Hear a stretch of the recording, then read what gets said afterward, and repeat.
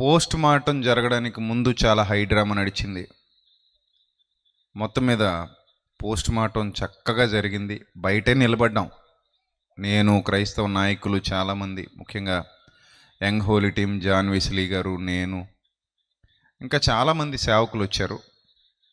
మేమందరం బయట నిలబడ్డాం. అది జరుగుతుంది, మా వెనకనే పోస్ట్ మార్టం జరుగుతుంది. బయటనే నిలబడి మేము మాట్లాడుకుంటూ ఎండలో నిలబడి చాలా సమయం గడిచింది. అలాగా సాయంత్రానికి కొంత ఉద్రిక్త పరిస్థితులు నెలకొనేలాగా కొంతమంది సీన్ క్రియేట్ చేశారు.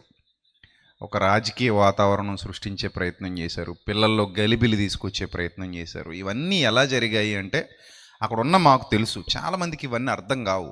చిన్నపిల్లలకి అసలు అర్థం కావు. తెలియని వాళ్ళకి, ఉద్రేకంలో ఉన్న యువతకి అర్థం కావు. కానీ కొన్ని సంఘటనలను చాలా జాగ్రత్తగా డీల్ చేయాలి, చాలా జాగ్రత్తగా పరిశీలించాలి. మొత్తం మీద పోస్ట్ మార్టం అయితే అయిపోయింది. రిపోర్ట్ ఇంకా రాలేదు.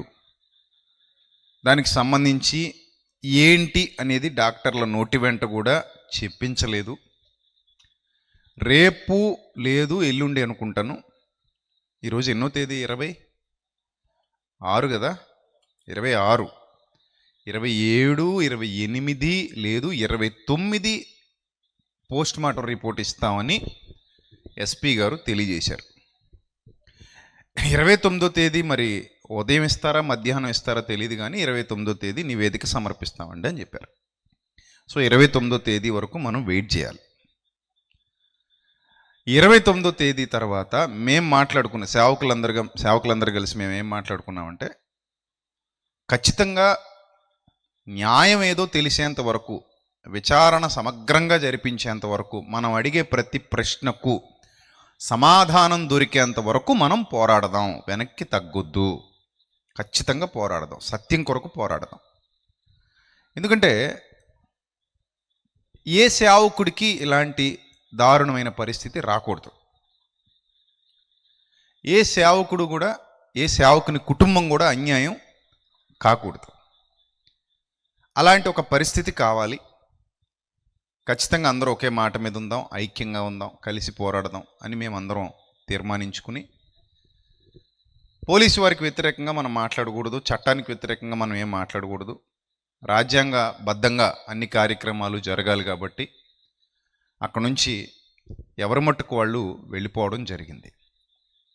హింసాత్మక విధానంలో ఏది చేయటం న్యాయం కాదు.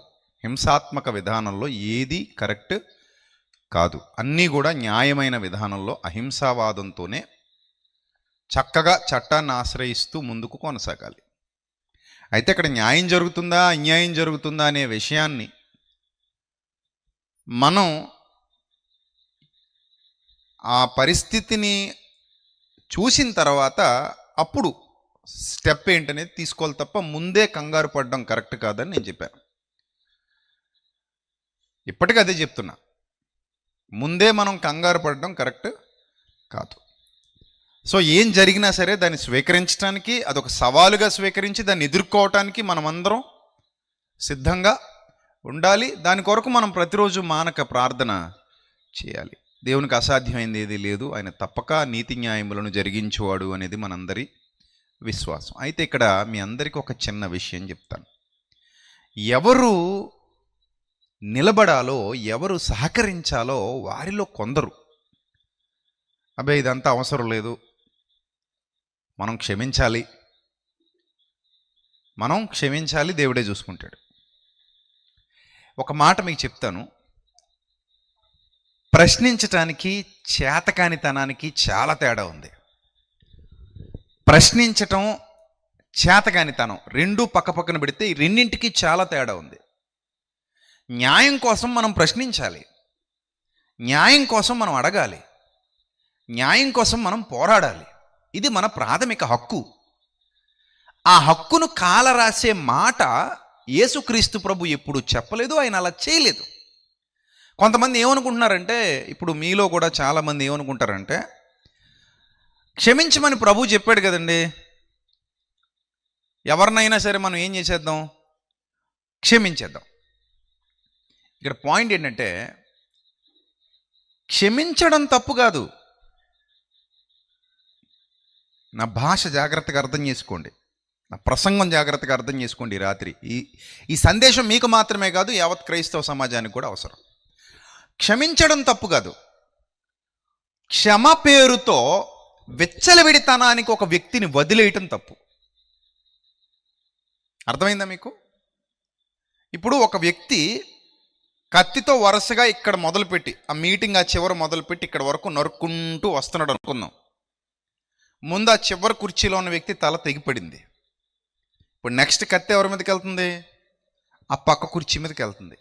సర్లే, మొదటోడిని నరికాడు, క్షమించి ఇంకో తల నరకమంటావా? రెండోది కూడా నరికితే మళ్ళీ క్షమించి మూడోది నరకమంటావా? మూడు అయిపోయాక క్షమించి 4 నరకమంటావా? ఇదా క్షమ అంటే? దానికి క్షమనరా నాయన, చేతగానితనం అంటారు, పిరికితనం అంటారు, అజ్ఞానం అంటారు, బుద్ధిహీనత అంటారు. యేసుప్రభు అది నేర్పించలేదు మనకి. క్షమ అనే పదానికి విలువ ఎప్పుడు వస్తుంది నేను చెప్పనా? క్షమ అనే పదానికి విలువ ఎప్పుడు వస్తుంది అంటే, అసలు అది ఎప్పుడు స్టార్ట్ అవుతుందో చెప్తాను, జాగ్రత్తగా వినండి. ఒక వ్యక్తి తప్పు చేసుకుంటూ వెళ్ళిపోతూ ఉన్నప్పుడు నువ్వు క్షమిస్తూ వెళ్ళిపోమని కాదు అక్కడ చెప్తున్నది.